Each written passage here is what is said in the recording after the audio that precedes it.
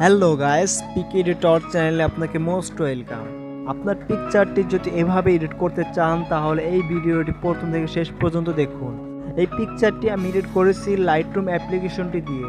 লাইটরুম অ্যাপ্লিকেশনটি আপনার ফোনে ইনস্টল যদি না থাকে তাহলে প্লে স্টোর থেকে ইনস্টল করে নিতে পারেন, অথবা আমার এই ভিডিও ডিসক্রিপশন বক্সে লিঙ্ক দেন, সেখান থেকে আপনি ডাউনলোড করে নিতে পারেন।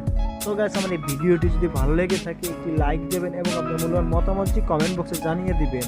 এই সাথে editing new tips and tricks পেতে এই চ্যানেলটি এখনই সাবস্ক্রাইব করে ফেলুন। তো গাইস, আমরা বেশি কথা বলবো না, আমরা চলে যাব আমাদের মূল ভিডিওতে। So let's play the tutorial.